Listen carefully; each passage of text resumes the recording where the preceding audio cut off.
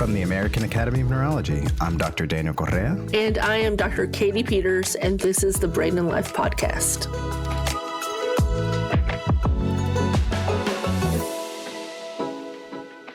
Welcome back from a few weeks of cheering on the athletes from around the world and their amazing accomplishments. Now, on the other hand, if you're more like my wife and not a huge fan of competitive sports, welcome back also to your regularly scheduled programming.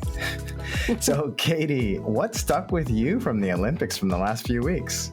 Oh my gosh, so many things. Where to start? So I'd say first, the gymnastics is just so amazing. I believe that Simone Biles can get up to 12 feet in the air. Again, amazing. I love it when the home country sort of has like a hometown hero. So that French swimmer that just was like a rocket in the water, he excited the host country so much. Allez, Léon Marchand. Yes, Léon Marchand.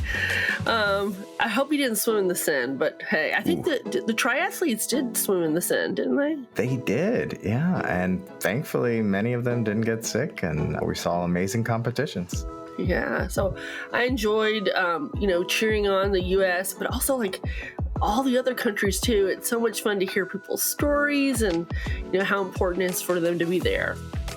Yeah, I mean, you see the importance of what it means to them and to their families throughout the shows and, every aspect of the competition. I also was inspired by Simone Biles. It was great to see her overcome the twisties and her challenges, but only to become stronger in her sense of self and her love of competition. It's great that she got gold medals, but it was more than anything else, it was great to see her really fulfilling herself. This week, we bring a discussion with an award-winning news correspondent, Deborah Roberts. And aside from seeing her on TV, many people may not realize she has lived with vertigo and migraine. So not the twisties necessarily, but for many years, this has been a challenge for her in her own day-to-day and work. Katie, have you ever had a migraine or vertigo? Oh gosh, I had acute vestibular neuritis, which can cause vertigo once, and it was miserable. I was glad to recover and did some vestibular rehab, which is really important to sort of get over that. But it was actually during medical school, and it was during my obstetrics gynecology rotation. It really cemented that I'm a neurologist, and it was not a good time to try to deliver babies when you're very vertiginous. Yeah, I had a concussion once while wrestling in high school, and the vertigo that I got, even just for a few minutes afterwards, has made me really, truly understand how much it can impact people when they have it as a more chronic condition. But particularly, if you want to learn more of the overlap between the association of the symptom of vertigo and headache disorders, make sure you stay tuned after my interview with Deborah Roberts to hear from our medical expert, Dr. Matthew Robbins, a headache specialist from Cornell Medical Center. I hope you enjoy this episode, and we look forward to hearing more of your questions.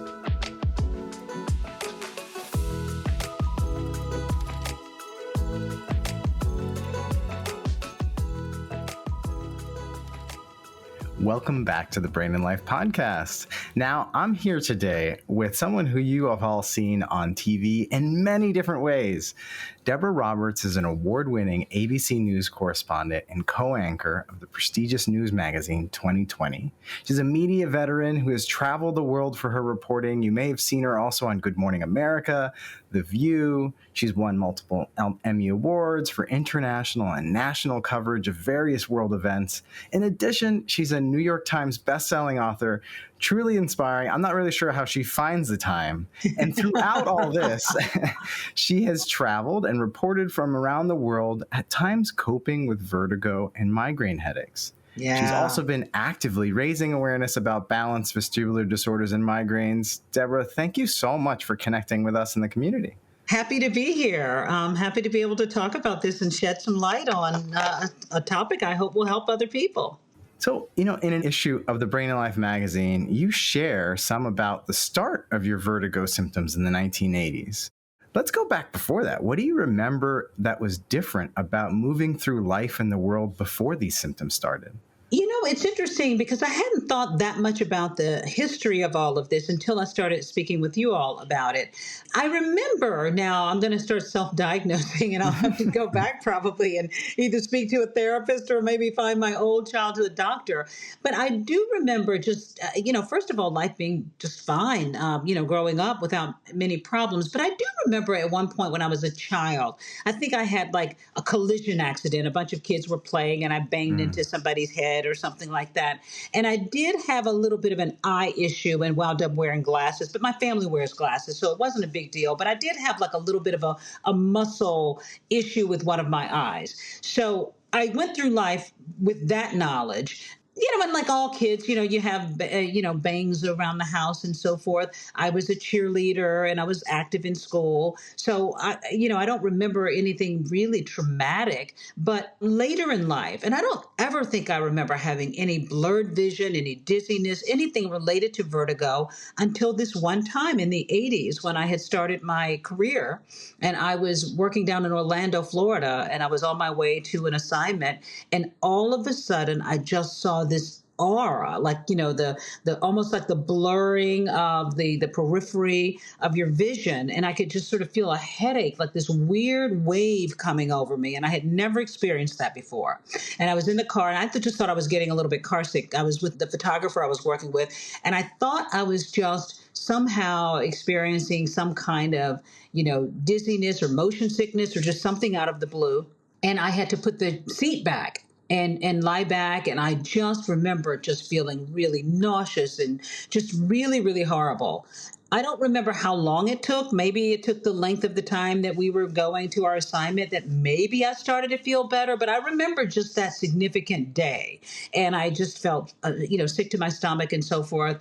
And it passed. I probably took some Tylenol or something like that at the time, just thinking maybe I was having just some bad headache, and it went away. And I never thought much about it, except maybe I had another occurrence at some point in life, but I never really connected it to anything. I just thought maybe busy, running around, stress, related kinds of things would happen to me. So I never really thought about it until another time, much later in my career, when I was on vacation with my family. Well, I actually had been on an assignment again. I think there may be something connected here to me in the work and the stress, but I was traveling and I think I had been somewhere in the mountains, either Utah, Colorado, or someplace like that. And I remember having what often people get there, which is, you get a little bit of dehydration and you get, a little elevation sickness. And I just remember feeling a little bit off. And then I went to go join my family on vacation in the Caribbean. And we had a perfectly lovely time. And on the way back, before I could even get dressed to leave that next morning, I couldn't get out of bed. The room was spinning. I was so nauseous. I had never experienced anything quite like that before. And it just came out of the blue. I had no idea where it came from. And that was sort of the first really big attack of vertigo, maybe migraine, that I really remembered in my adult life, that I started to then connect and think something is wrong. And do you feel like each of these events ended up also coming with what you perceived as a headache, or sometimes they seem disconnected? The second time this happened in a big way, I woke up in the morning and it just happened. So I don't remember anything in particular, except that I had been on this one trip. I had been, at a very high elevation, and now I'm down in the Caribbean and obviously a much lower elevation. I had been swimming. And so I think I probably just associated it with, just being very busy and maybe going from one climate to another. I don't know that I associated it with anything in particular other than it walloped me. It really walloped me. And it took all morning before I could sort of get myself together. And I remember my husband had to grab my arm, I had to lean on him to be able to make my way to the plane and get on the flight and so forth. So that was one that just was really bad. And I don't know that I really could say for sure, but interestingly, each time I was sort of busy and maybe a little bit stressed in traveling. And so now at this point, you've had two different episodes that kind of, as you said, walloped you out of surprise with no way of predicting that they were coming on. Many people deal with different episodic or periodic conditions where symptoms or an event can happen unexpectedly. And that can bring on a lot of stress about not knowing when it's going to occur. Did you experience anything like that? And how did you handle in figuring out like getting some management of this? Well, when I got back to New York, I do remember making an appointment with the ear and eye infirmary, or I forgot the name of the hospital, but it's a very famous institution down here in the city in Lower Manhattan where they treat these kinds of things. But keep in mind, this was probably 20 years ago or so, and we still don't know a whole lot about vertigo and why it happens. I guess the population affected just isn't large enough that there's been like huge studies. So I did go and make an appointment, and I did meet with this doctor who talked to me a little bit about the crystals in the ear. Many people have heard things like that, or he basically said we just kind of don't know. But he did work with me with some therapy, some physical therapy. What he called, I think it was Hawthorne's neck exercises. And so it was all about rolling my neck back and forth and almost trying to reset yourself. And he sort of indicated that the best thing was just to sort of work on exercises. And certainly there was no real medicine that would take care of it.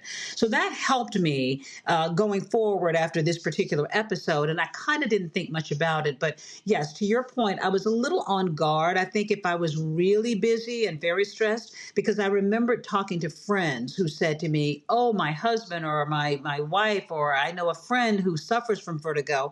And each person described events like travel and dehydration and getting very stressed. And so I thought maybe that had something to do with it. So anytime I had any of those events coming up, I think I would be on guard a little bit for the possibility of it happening. But then I would go for long chunks of time with nothing, and I just sort of put it out of my mind and forget about it.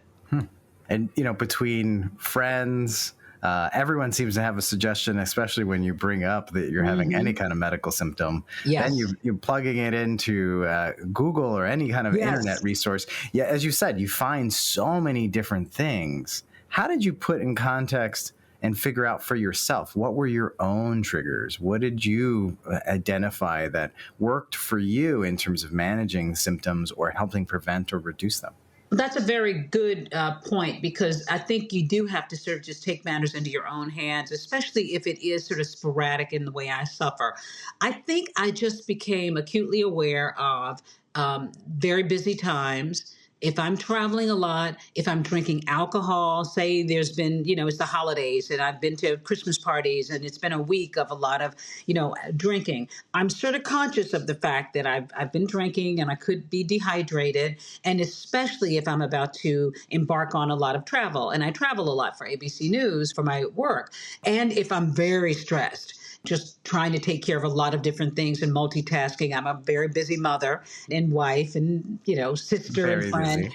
Very busy. So I'm always on alert when I have all of those things going, because I know that that's a possibility of getting maybe overstimulated. I'm not quite sure. And really only after, talking with you all and sort of embarking on this journey to talk about it, have I been motivated to really sort of, branch out again and see what I can find out. So I actually mentioned it to my internist the other day when I went in for my annual checkup. And he began to wonder, could I have something going on with my neck?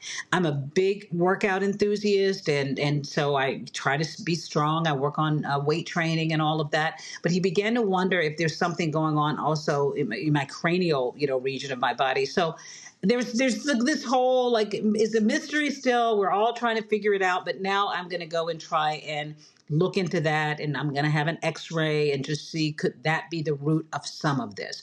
But at the end of the day, we haven't pinpointed what's officially happening to me and why and when. Well, our bodies are a wonderland. I mean, there's so much to learn and figure out, not only from our own brains and the brain in general, but just everything about how we live. Agreed. And I think we have to stay in touch with our bodies too. And this has really led me to think a lot about what I'm doing, what triggers are happening, whether it is this or anything else in life. You really have to stay in touch with your body and what you're doing, because only we know what our bodies are doing and telling us, for the most part, if we pay attention.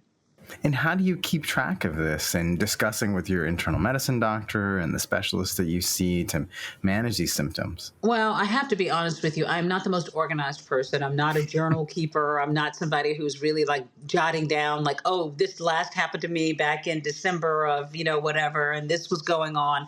I'm not very good at that. I am very good, though, at being attentive and paying attention. So I have to truthfully tell you, I just sort of go with the flow. I mean, I try to be a very healthy person to begin with. I try to eat healthfully. I work out like 5 days a week, or I run or work out, and I try to stay very active. But I'm also just a very busy person. I mean, I'm a mom of now grown children, but I have a career that really keeps me going. So it's really hard to just pinpoint and keep track of everything, but I do try to be aware of my schedule and what I'm putting into my body and how much I'm taxing myself, knowing that I can be vulnerable to vertigo and migraines. And I don't know that the migraines are anything that I can really quite pinpoint. The vertigo, yes, I can kind of say I can sense that coming if I've done certain things. But the migraines are something that are almost separate. Sometimes they come together and sometimes they are separate. Wow. And you've mentioned already like multiple things that you're doing, not just 2020, but so much other work, your family.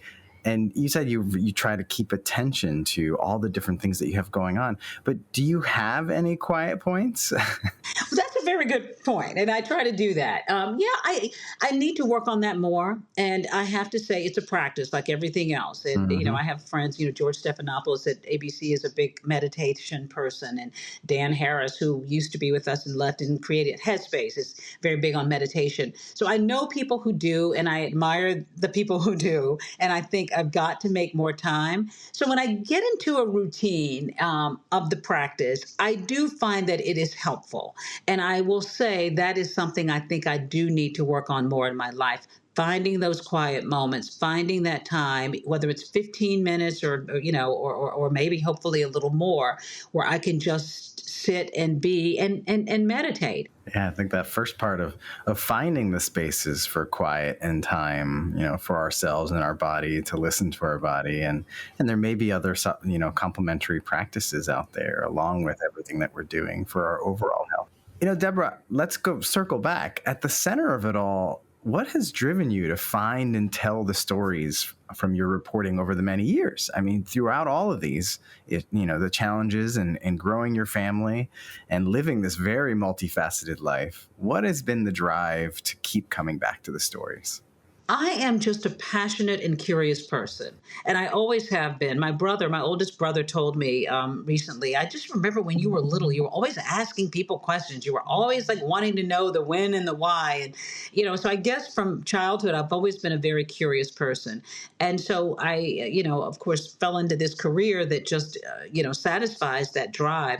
I love, love, love what I do. I love getting a chance to meet people, to travel to places that I never, ever would have probably ever gone to. I mean, to go to Lesotho, Africa, to do a story about, the HIV/AIDS virus, to go to Bangladesh and report on maternal health with women, or some part of, the United States in Kalispell, Montana, and to talk about, a story that happened out there of a mom who had lost a child. So I just am so motivated to get out and, meet people and discover things and share them with people. So I think it's just in my DNA. I've always liked talking, sharing, meeting people. And so at the core, that's kind of what I do, and also just sharing these stories. And through these experiences, I mean, you've encountered people and reported on situations that are both health crises, going through major social strife, and other health conditions. Whether it's specifically from people dealing with medical conditions like neurologic disorders, other people living with vertigo, or many of the other situations you've reported on. In general, what have you learned from others about resiliency and moving past challenges like this? Oh, that's such a great question, because that's one of the things that I have to say. I feel blessed in a way to have this profession, because I have an opportunity to be kind of a student of the world. And I have learned a lot. I mean, I do a lot of reporting on people who have endured traumas and difficulty. I mean, in addition to some things that are a little bit lighter and happier. But I've met children, in far reaches of Africa who lost their parents and are running their household as children to make sure that their brothers and sisters are taken care of. And I think about, when I'm reporting on these kinds of things, I think back to my own kids or my own community and people I know who are complaining about things that are, maybe an abundance of things and maybe just affected by having too many choices or just not being able to function well because of really, in a way, the surfeit of things that we have. And then you think about kids who have found either some happiness, some joy, some contentment, even in just the most basic things. I remember when I was in Namibia once working on a story, and just as we were just taking pictures and video of this little community or this little village, these kids had these rubber bands that they had just somehow compiled and piled on and tied together and made a ball that was made from scraps and a rubber band, and they were playing soccer and just having a great time and laughing. And I just remember thinking, wow.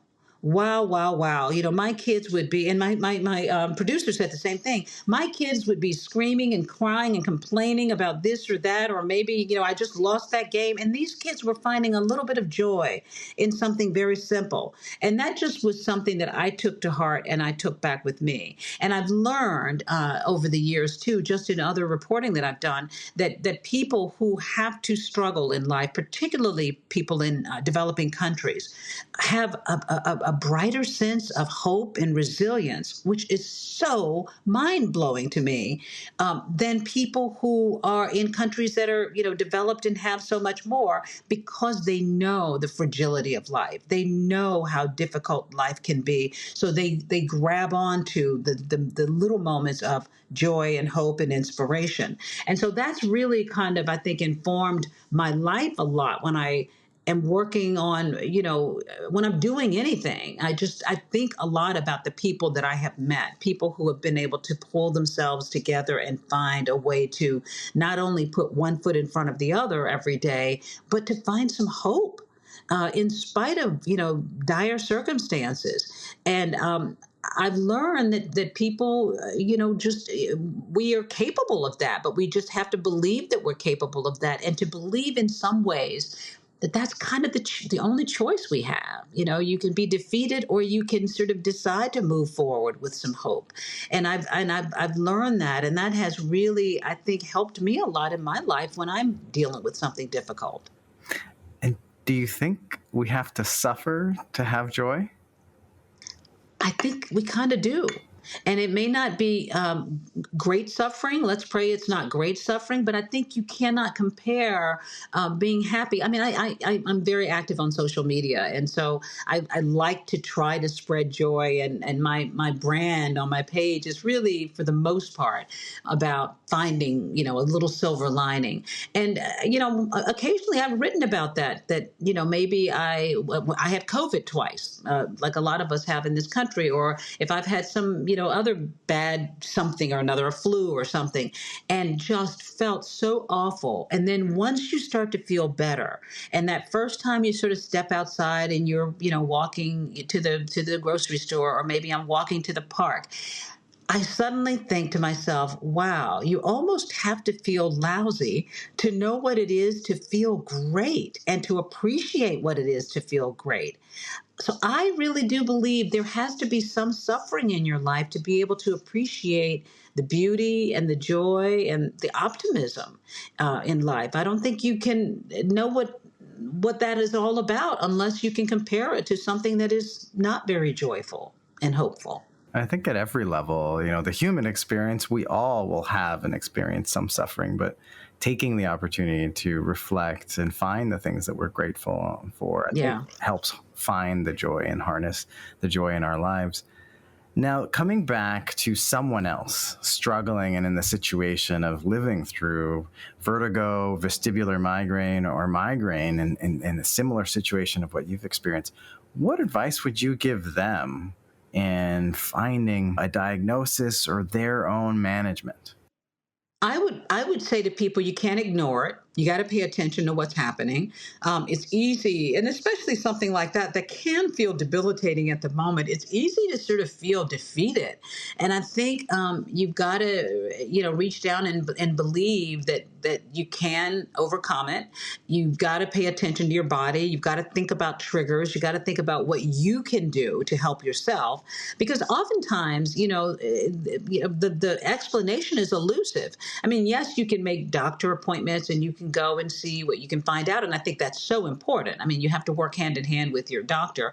But I'm not a big believer in just being medicated. And oftentimes, if you go to visit a doctor about something, the answer might be some kind of medication or maybe something to dull the pain. And that's helpful at the moment. But I want to know holistically what I can do to try to make my life better. So I think you have to be invested in making changes if that's what it takes. Checking in and paying attention to your health, seeing what you can do to sort of make yourself healthier and certainly happier. But I think paying attention, you have to really pay attention. And then also believe, I mean, for me, on a regular basis, I have to remind my husband every now and again when we're talking about something and I kind of, mention that I've got a headache. And he's like, wow, what's going on? And I said, honey, I suffer from these from time to time. That it's just something I've learned to live with. And so I'm not advocating suffering in silence, but I do learn to just kind of go forward, and I'm not going to let it, rule my life or control my life. I mean, right now I feel headache free and I feel perfectly great and happy as I'm talking with you. I'm looking forward to having a slice of cake later this evening. But tomorrow I could just as easily just feel like this sort of grainy, like a little weird, headache when I wake up in the morning, and I might just not feel great, and it might take me a little while to get going, but I'm going to keep going, and I'm going to go out and I'm going to try to, conquer and seize the day. And oftentimes the whole situation will ebb and it's better.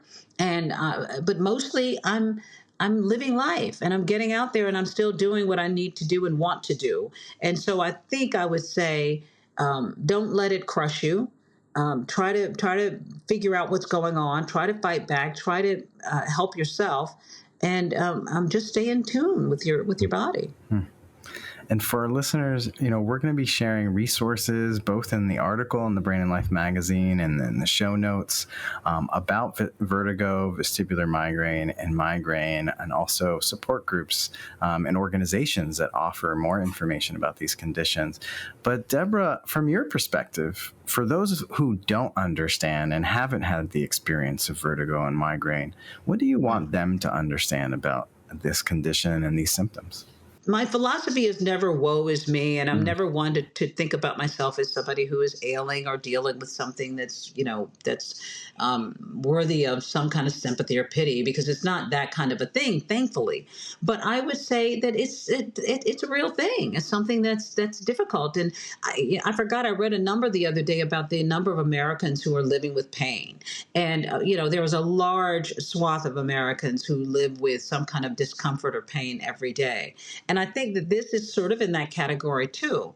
It's not pleasant. It's not easy. I think you never know when you meet people what they're dealing with. I mean, we've heard so many people say recently, particularly during this time in our nation where there's so much toxicity going on, you never know what another person is going through.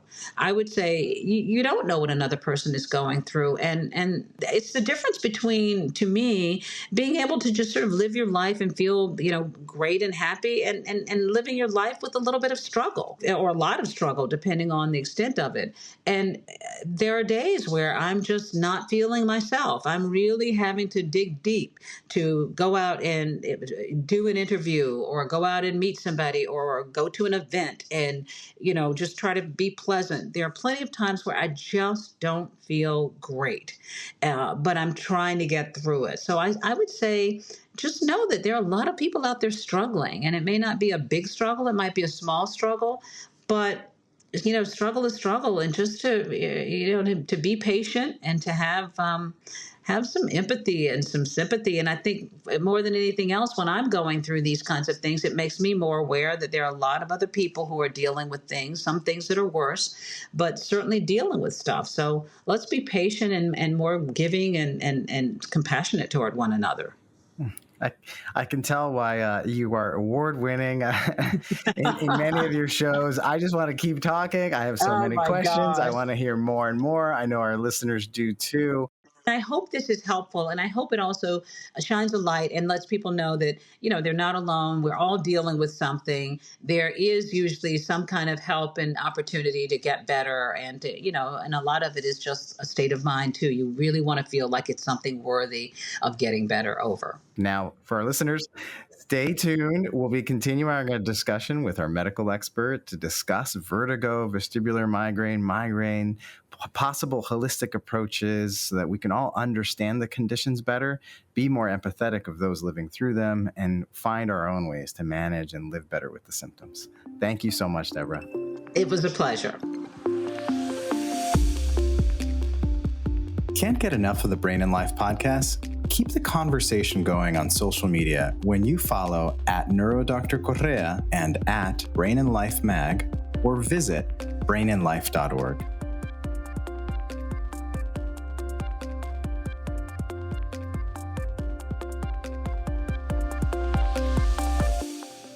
It's wild to hear Deborah Roberts in this kind of more casual discussion. We're so used to seeing her on TV and hearing her interview other people. I can't imagine, my challenge of turning it around on her and as a neurologist and not experienced interviewer, to get a chance to hear from her and her life experience.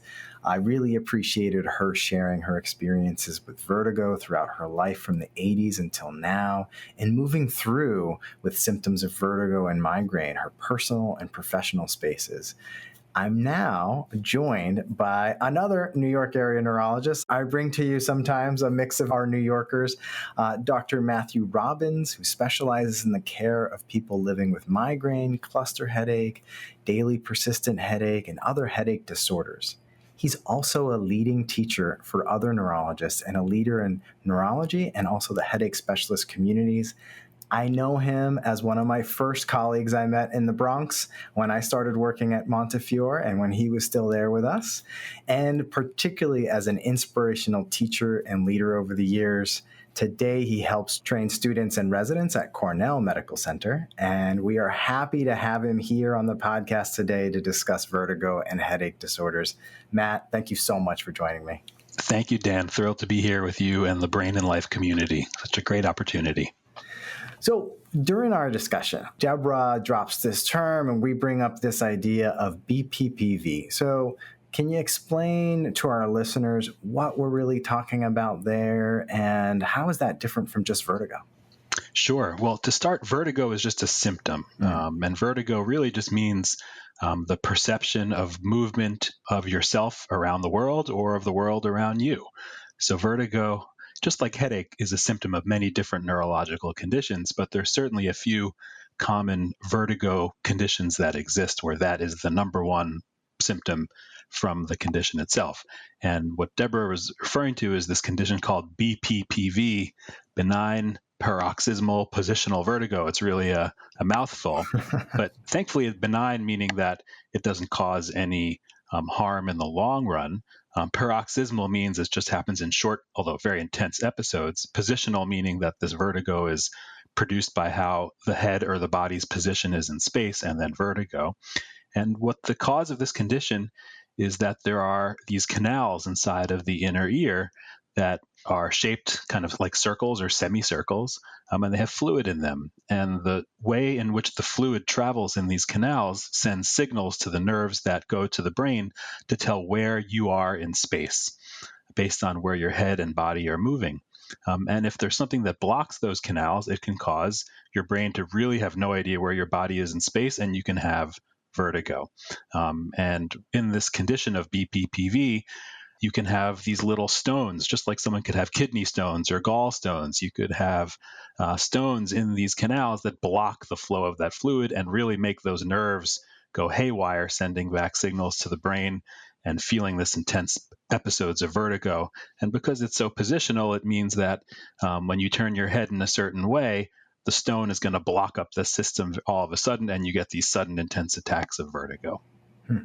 In the past, I've sometimes imagined this idea, when we're hanging a frame or something in our house, sometimes you might use that level And in a way, these three canals are like three different levels. And sometimes they can be disturbed at where the little bubble is and being able to tell you what position your body is in. That's a great analogy. And I think the brain is very attuned to those types of levels. And any minor disturbance or a major disturbance, such as a stone blocking the fluid in that canal full of liquid ordinarily, can be very disturbing to the brain and then to the person experiencing it.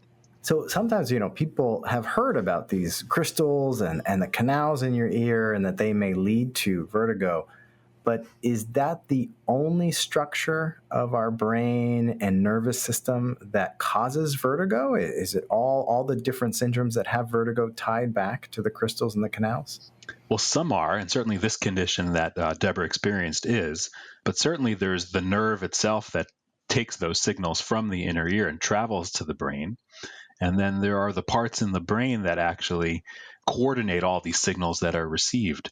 That's usually in the balance center of the brain and in this part of the brain called the brain stem, which is at the base of the brain, sort of just above the level where the brain turns into the upper part of the spine. So the symptom of vertigo can really come from a disturbance in any of those structures, all the way from the inner ear, anywhere all the way into the nerve that connects the inner ear to the brain, and then inside the substance of the part of the brain called the brain stem. Now, let's go to the idea of, the language of when we say vertigo, sometimes what that means. My grandmother, for years had damage to the nerves in her legs. And, for her, many times she would describe her challenges getting around, walking, and a sense of balance as being dizzy. But, in reality for her, it didn't necessarily mean the same kind of description that you have about vertigo and your sense of space. So how are the differences that you see when people are describing to you what dizzy is to really pick out whether or not it meets our perspective or criteria as neurologists or physicians as vertigo? Yeah, Dan, that's a great question. And it comes up all the time for us as neurologists when we see patients with dizziness. Is sometimes it's hard to tell. Is it from one of these areas of the brain or outside of the brain that we just discussed, or is it from some other problem? Now, dizziness, generally, we like to be clean and break it into two different major causes. One would be a balance issue or something that causes the illusion of movement. That's what vertigo is. The other might just be dizziness that comes from a lack of blood pressure to the brain because the heart isn't pumping enough blood, or the blood maybe doesn't have enough blood cells or enough oxygen, or the tone of the blood vessels isn't tight enough to clamp down to bring enough blood into the circulation that gets pumped to the brain. And that certainly can cause people to feel dizzy. Classically, that causes people to feel faint, where they feel their vision might gray out. They might feel a sense of disorientation, that they might even lose consciousness, and they might lose consciousness either briefly or for some period of time. That certainly is much more specific to this phenomenon of not enough blood reaching the brain circulation overall. So that's sort of the main distinguishing dividing line we like to do between people who have some perception problem where they feel that they cannot have their equilibrium with movement is off and where they perceive the world is off versus this lack of blood flow to the brain circulation. We talked about there can be lots of different conditions that have vertigo as a symptom or as one of its syndromic features. And some of those might be headache disorders. So what are some of the other conditions when someone is feeling these features of vertigo that may be related to that presentation or that symptom? Yeah, there's a number of conditions that can cause vertigo that could happen in episodes or be constant. Probably, you're right, Daniel, the most common cause that we believe we see that should be studied more, but one that we encounter all the time is what's called vestibular migraine. So, people are pretty familiar with migraine as a condition that causes headache as a most common symptom. It tends to affect people of all ages, but tends to come on more when you're younger. It can be frequent or not frequent. Typically features headache that could be one-sided or both-sided, could be throbbing. Often there's nausea or people feel the need to vomit and get sensitive to things like light and noise and smell and other things. Vestibular migraine seems to be a form of migraine where sensitivity to movement is the most common and most prominent symptom. So we think of vestibular migraine as kind of a variation of migraine, a type of migraine where headache may or may even not be present altogether, but this sort of disequilibrium. Some people have vertigo where they feel there's this really intense, perception of movement of the world around them. Some people just might feel very imbalanced and off in another way, but that is typically the number one symptom in vestibular migraine. Some people with vestibular migraine don't even have headache at all, but if they don't have headache, they still should have other migraine-like symptoms. When they feel the sense of dizziness, they should also have, light sensitivity, noise sensitivity, nausea. It might happen in episodes that could be triggered by certain environmental things or something internal, like a woman's period. So I think it has a migraine-like behavior to it based on how it occurs in episodes, how it has these other symptoms. But that's probably the most common cause of vertigo that we see altogether, is this vestibular migraine. In almost kind of a surprising fashion, it hasn't even really been an accepted diagnosis until recently. Only in the most recent iteration of the International Headache Society classification of headache and headache-related problems, only recently has it been entered in as a potential diagnosis. So you can see that people probably have been struggling with this for years or decades. Presumably this has been around for as long as humankind has been around, just like migraine has. But people likely have been so undertreated and because it's been so under-recognized, because we haven't even had official criteria until recently. For our listeners, we've had a few past episodes about migraine, both with guests living with different aspects of migraine disorder and some key experts. So if you want to go back to understand some of those initial aspects and basics about migraine and some of the typical features, please go back and check out those episodes. We're going to continue this discussion built on, Deborah's own experience and some of the discussion about vertigo, vestibular migraine, and its overlap. But Matt, we're talking about situations where people all of a sudden feel like, very significantly that they may be unstable, may not even be able to walk. And then combined with symptoms that we've talked about with migraine, like they're having difficulty seeing, they have severe pain on one side of their head.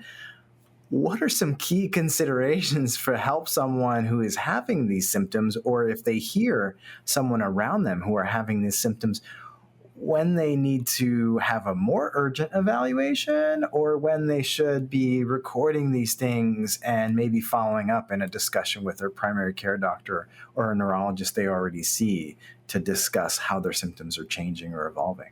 Yeah, Daniel, that's a great question. I think certainly when some condition that resembles vestibular migraine first starts, it should be evaluated to be sure that is what is the diagnosis, because there are, scarier medical conditions that could cause both headache and vertigo that kind of resembles migraine together. And I think it does require careful evaluation. I think you and I would both agree that anyone who's having frequent headache and dizziness and they're really disabled by it, whether it comes on suddenly or really becomes progressive, should seek out care with a specialist, like a neurologist like you or I. There's no test for vestibular migraine. Same for migraine. It's a judgment call by the person treating that patient to say that there isn't really any other cause that would be likely to explain their symptoms.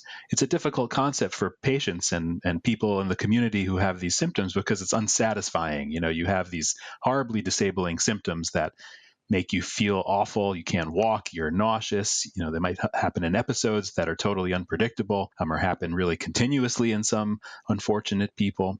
And there's no test that proves you have this. No MRI scan confirms, oh, this is what you have because the scan shows this. So often it's kind of a frustrating thing for patients, because it's simply on the trust of a doctor, hopefully a good one, telling you this is likely what you have. Nonetheless, if someone's having these symptoms and it's been happening in episodes over time, and there might be certain triggers, and in between the episodes someone feels pretty normal, likely it isn't from any scary cause, and it is from something like vestibular migraine when they have these symptoms in combination. It's a difficult condition in many ways, because the way in which we manage it really doesn't come from very good scientific evidence. We kind of borrow the evidence from more conventional migraine, where vestibular symptoms like vertigo is not present. And there aren't really great, clinical trials that really have shown that we should be approaching it in any different way than in, other forms of migraine. So in that first onset of a time when this is a new symptom, a new disruption in really severely in your balance or ability to walk, or even just of the headache with a change in your sensory perception of the world around you, that instance probably should get a more significant and acute evaluation to help rule out some of the things that we get concerned with, and we can catch on those pictures of the brain and further evaluation. But then it sounds like the more chronic process when we've ruled out, thankfully, the big, severe, more urgent things that need to be intervened on. And then it's more chronic that we should make sure that that person gets to see a specialist to have this more nuanced discussion. Yeah, that's right. I think especially the earlier it starts and the more continuous the symptoms might be from the beginning, the more some evaluation is needed. Certainly, as you and I both know, people with these types of symptoms, especially in the beginning, often have to come to the emergency department to get checked out to be sure it's not from a scary cause of these symptoms. Thankfully, most of the time it isn't, but on occasion it is and needs to be ruled out, so to speak. Now, I wanted to go to some of the things that Deborah described that, really brought out some of the symptoms. She talked about an experience where she went on travel to a place at a different altitude and all of a sudden noticed that triggered some of her vertiginous or vestibular symptoms, and even an increase in headaches. Can you talk to us a little bit about how you discuss altitude and other possible triggers with those you care for? Yeah, I think it's good for neurologists or primary care doctors or other clinicians who see people to be very open-minded about situational environments that might make their symptoms become much more prominent or provoke them altogether. Certainly altitude, we know, especially high altitude, is certainly a trigger for different neurological symptoms. We know that altitude can lead to some types of changes in pressure inside of the head that can affect the brain and the structures around or inside it. In some people where altitude is such a prominent trigger, sometimes we even preempt the symptoms that could develop, if it's a very consistent one, with medication to take in advance of such travel. Similar to what people who have known altitude sickness might get, where they might take a medication in advance of such a situation. So it's very common because of this relationship of altitude to high pressure inside the head to trigger neurological symptoms, especially in someone who's already vulnerable to them. In some people, it's a very specific trigger, such as Deborah. In some people, it might not be a trigger at all. The triggers are so individualized, and it's very hard to predict from one person to the other if they travel, say, for you and I from New York City at sea level to go to, Colorado a mile high and into the sky, whether they're going to experience any symptoms or not. But I think we have to be open-minded, and if there's a regular pattern to it, perhaps even consider preemptive treatment for the neurologic condition that's provoked by such travel. And, I've had a few different ways that I've suggested to others on how to keep track of what might be possible triggers or even things that might mitigate or be mitigators of their symptoms. But how do you approach that? What do you suggest to people to monitor, and how do they distinguish whether or not just the fact that I had some chocolate today and I had a headache and or vertigo symptoms, whether or not they're related or they aren't? That's a great question, and it's become a more complicated one as we're starting to understand the biology of these conditions more. For example, we know that in people with migraine, and presumably vestibular migraine, there can be what's called prodromal symptoms, which are often called premonitory symptoms. So these are symptoms that seem at face value unrelated to the symptom of their attack, like headache or vertigo or dizziness, that leads to people sort of knowing that the beginning of the attack has happened. But sometimes it leads to people thinking that such a symptom is a trigger for an attack. For example, a lot of people with migraine think that prolonged screen time is a trigger for migraine attacks, but it might be that the migraine attack in the brain has already started, and it's led to this light and focus sensitivity that already has been present. And then because headache develops, people perceive that, it must have been the screen time that triggered the headache, but no, it actually was the sensitivity to the screens that reflected the beginning of the attack that started already. And we have fancy types of, what we call functional brain scans capturing people in their everyday behavior that show that the changes of a migraine attack happen, many days even before the attack itself is started, that the patient believes so because that's when the headache started, but these other symptoms are already starting much earlier. So the same goes for chocolate, to your example, Dan, about, people think that the chocolate eating has triggered a migraine attack, but often it's the craving for chocolate or the desire to eat chocolate is actually part of the migraine attack itself, because migraine attacks may be starting in this part of the brain called the hypothalamus that regulates or, leads to stimulation of appetite or cravings, or also leads to fatigue or people to yawn uncontrollably. So people think, oh, I'm overtired. I didn't sleep enough last night, therefore I had a migraine attack. And it might be just a prodromal symptom as part of migraine itself. Likely that's the case with vestibular migraine too, and we just haven't studied it very well yet. The other piece of advice that you alluded to, Daniel, is I totally agree. People should just keep track of their symptoms. I think it's extremely helpful, especially for women, to see if there's a relationship with their periods or other times of the month where they might be vulnerable to attacks. Looking at, the relationship of their symptoms and sleep. Often weekday versus weekend routines are so different that could be a trigger. Daily caffeine intake, and sort of other common sense things that could influence a migraine of any cause, whether it's sort of the more conventional migraine with headache as the prominent symptom or even vestibular migraine. And if someone is going to try changing something to see if it impacts their headache or vestibular symptom, how long do they have to do it?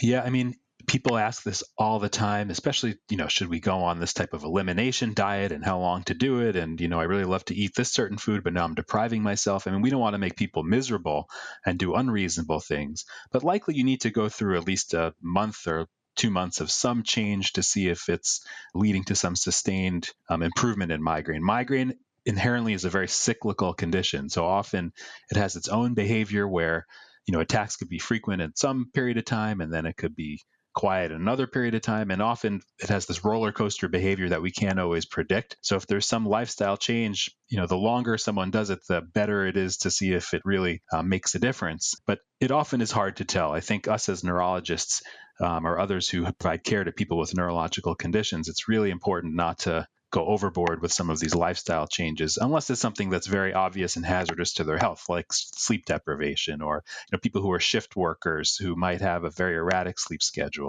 certain diets, I suppose, and so on.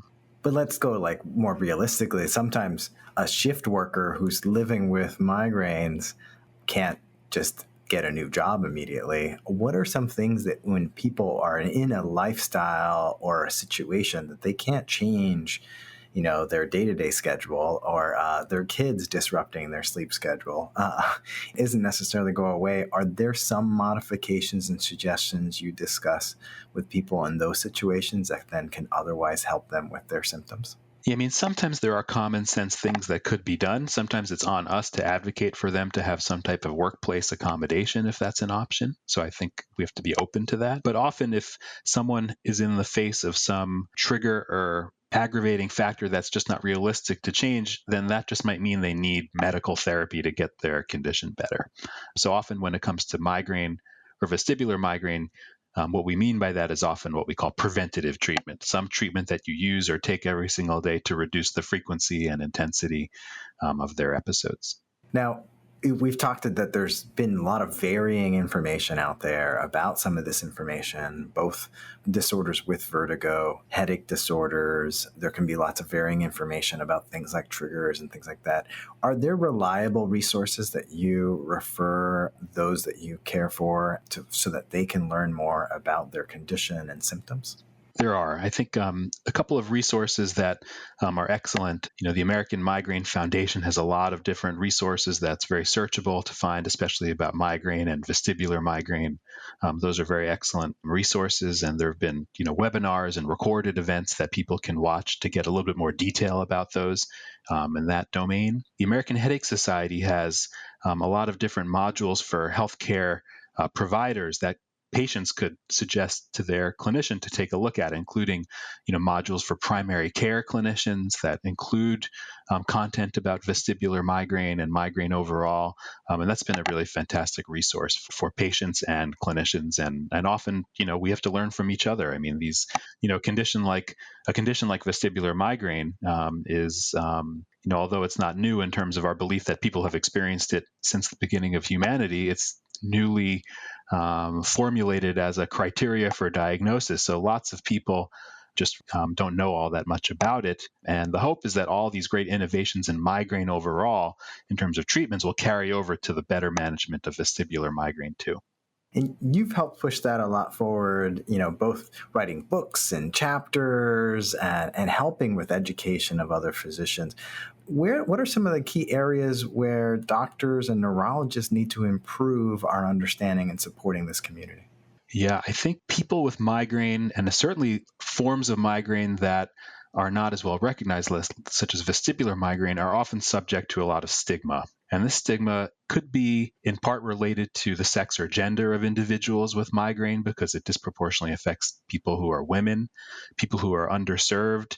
Also, by virtue of their race or ethnicity or their socioeconomic status, often just have much worse migraine, probably for just lack of access to better healthcare. And that also seems like a point of stigma that many patients tell us about.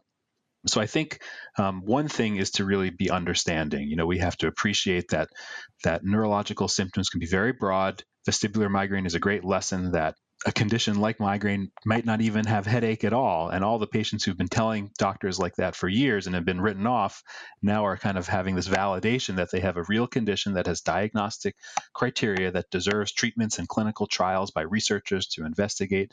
So I think we have to really, as a community, just be very open to what patients tell us, be good listeners, let them advocate for themselves, advocate for them if they need accommodations or help in their lives with this, and really consider treating them medically when it's appropriate. I think instead of just kind of writing them off as nervous, anxious people who just feel off because they are from a certain group, I think that just seems terribly inappropriate. We need to just do better for them.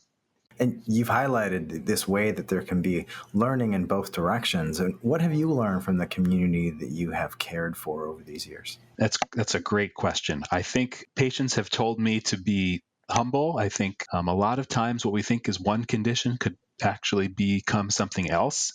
The relationship between people who have headache and people who have vertigo sometimes can be a little complicated. Deborah Roberts' example of someone who had BPPV, this condition that seems totally unrelated to migraine, but then developed vestibular migraine on top of that. What we've learned is that sometimes having an inner ear issue can later on trigger migraine or vestibular migraine. And before we used to be so pure and keep them separate, but now we realize that often an inner ear issue can trigger a brain dizziness problem, such as vestibular migraine. And I think those lessons are really important to bring back to other patients, where the treatment of both conditions might need to be utilized when it's not purely just one versus the other. Now, you've also helped both inspire and educate hundreds of trainees, medical students, and residents to become neurologists. Working with them over the years, what have you learned from the trainees, from the younger generation that has made you a better physician as you partner in the care for your patients? Well, I think the best way to learn about neurologic conditions is to teach about them, because you learn just as much about teaching as you do from those that you teach, who bring you amazing questions, make you really think how you explain complicated concepts in brain science to both them and to patients together. Often they're the ones who are bringing new insights into a neurologic condition that you think you kind of know pretty well. And I think it makes the experience, including with patients, much more rewarding. I love when I have residents or students with me in my clinic or in the hospital seeing patients, including patients who I've known for many years. It just adds to the layers of discourse. And patients, in my experience, love to have students and residents engaged in their visits, because it forces me to be even more clear with explaining to those who are training what the symptoms are. And often we let the patients do a lot of the explaining, and they often do a better job than we do because it's just much more real. So I think, as we said before, it's really bi-directional. It goes both ways. Well, Matt, thank you so much for all that you do to help us learn from each other and learn together with our community. Well, thanks, Daniel, and appreciate this great chance to engage with the Brain and Life community, and thanks so much.